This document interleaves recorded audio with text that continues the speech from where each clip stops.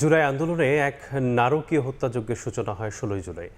এদিন পুলিশের গুলিতে নিহত হন বৈষম্য বিরোধী ছাত্র আন্দোলনের রংপুর বেগম রোকেয়া বিশ্ববিদ্যালয়ের সমন্বয়ক আবু সাইদ ও চট্টগ্রামের ছাত্রদল নেতা ওয়াসিম আকরাম। গুলির সামনে দুই হাত প্রসারিত করে আবু সাইদের মৃত্যুর ছবি ছড়িয়ে পড়ে সামাজিক যোগাযোগ মাধ্যমে উত্তাল হয়ে ওঠে সারা দেশ। ছাত্রনেতারা বলছেন ১৬ তারিখ আন্দোলনের বাঁক বদলের দিন। এদিন থেকেই নতুন গতি পায় আন্দোলন। ১৬ জুলাই সারা দেশে ছাত্রদের উপর হামলা চালায় ছাত্রলীগ পুলিশ। এদিন সারা দেশে নিহত হন ৬ জন, আহত হন কয়েকশো। উত্তাল জুলাইয়ের ১৬ তারিখের দিনলিপি তুলে ধরছেন সহকর্মী নাজমুস সালেহী।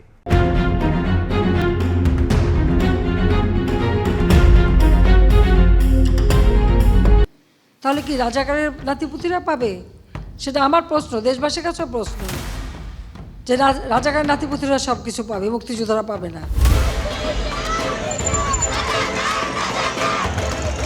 ১৪ জুলাই ২০২৪ কোটা সংস্কারের দাবিতে সাধারণ শিক্ষার্থীদের আন্দোলনকে তুচ্ছ তাচ্ছিল্য করে দেয়া শেখ হাসিনার এই বক্তব্যে ফুঁসে ওঠে ছাত্র সমাজ। তাৎক্ষণিকভাবে বক্তব্য প্রত্যাহারের দাবি তোলে শিক্ষার্থীরা। রাত থেকে বিশ্ববিদ্যালয়ে জড়ো হতে থাকে তারা। এক পর্যায়ে মধ্যরাতে হলের গেট ভেঙে রাজপথে নেমে আসে হাজার হাজার শিক্ষার্থী। ছাত্রলীগের বাধা উপেক্ষা করে তালা ভেঙেই বেরিয়ে আসে সবকটি হলের মেয়েরাও। সেদিনই প্রথম ব্যবহার করা হয় রাজনৈতিক স্লোগান। প্রথমবারের মতো শেখ হাসিনাকে স্বৈরাচারের তকমা দেয় ছাত্র সমাজ। আমরা যে গ্রুপ খুলে আন্দোলনে অংশগ্রহণ করলাম ছাত্রদলের পোর্শন থেকে তুলনামূলক জুনিয়ররা, ওই গ্রুপে আমরা বললাম তোমরা এমন একটা স্লোগান তৈরি করো আজকে রাতেই হাসিনাকে যেন স্বৈরাচার শব্দে প্রতিষ্ঠিত করণ যায়। যেই স্লোগান তৈরি করো ওই স্লোগানে যেন স্বৈরাচার শব্দটা থাকে। তৎকালীন জিয়া হল ছাত্রদলের সহ সাংগঠনিক সম্পাদক এবং ওই সমন্বয় কমিটির সহ সমন্বয়ক রিজভী আলম রাজু ভাস্কর্যে দাঁড়াইয়াই ওই গ্রুপেই স্লোগান দেয়, তুমি কে আমি কে রাজাকার রাজাকার, সংযুক্তি করে কে বলেছে স্বৈরাচার স্বৈরাচার। এরপর আন্দোলনকে রাজনৈতিক রং দেওয়ার চেষ্টা করে আওয়ামী লীগ। ১৫ জুলাই সকাল থেকে শিক্ষার্থীদের দমনের হুমকি দিতে থাকে ছাত্রলীগ ও সরকারের মন্ত্রীরা। মুক্তিযুদ্ধের বাংলাদেশে রাজাকার যারা হইতে যাবে এদের কোনো দাবি মানা হবে না।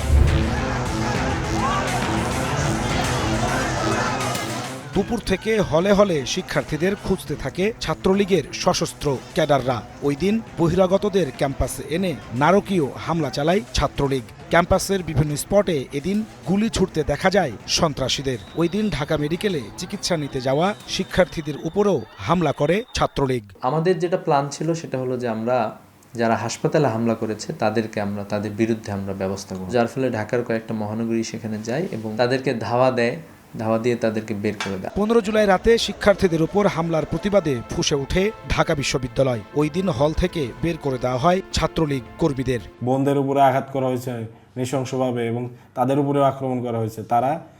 সেখানে কিন্তু সকল বাঁধন ছিন্ন হয়ে গেছে। ওই দিন রাতেই প্রত্যেকটি হলে হলে সংগ্রাম শুরু হয় এবং প্রত্যেকটি হল থেকে ছাত্রলীগকে বিতাড়িত করা হয় চূড়ান্তভাবে। ১৬ তারিখ সকাল থেকে সারা দেশে সকল শিক্ষা প্রতিষ্ঠানে শুরু হয় ব্যাপক বিক্ষোভ। অধিকার আদায়ের দাবিতে বুক উঁচু করে দাঁড়িয়ে যান রংপুরে বেগম রোকেয়া বিশ্ববিদ্যালয়ের বৈষম্য বিরোধী ছাত্র আন্দোলনের সমন্বয়ক আবু সাইদ।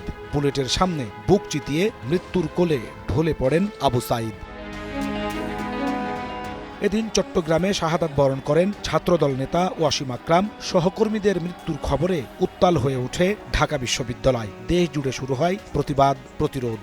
এদিন সায়েন্স ল্যাব, নিউ মার্কেট এলাকায় আবারও হামলা করে ছাত্রলীগ।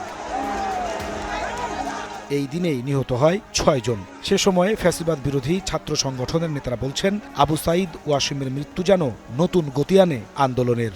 আবু সাইদের সেই আত্মত্যাগ এবং তার যে বুক টান করে দুই হাত প্রসারিত করে গুলির সামনে এইভাবে দাঁড়ানো, এটা নিঃসন্দেহে একটা আমাদের জন্য আইকনিক বিষয় এবং পুরো ফ্যাসিবাদী কাঠামোর বিরুদ্ধে শক্ত অবস্থানের ভূমিকা রেখেছিল। এই দুইটা খবর যখন একসাথে পাই আমাদের মিটিং চলাকালীন অবস্থায়, তখন বলছে যে এই মুভমেন্ট আসলে আর এই কোটার মাঝে সীমাবদ্ধ নেই, আমাদের আসলে সামনের দিকে ভাবতে হবে। আসল গণঅভ্যুত্থানের স্পিডটি শুরু হয়েছিল ১৬ তারিখ, যেটি ১৫ তারিখের ঘটনার প্রেক্ষাপট থেকে ১৬ তারিখে শুরু হয়েছিল।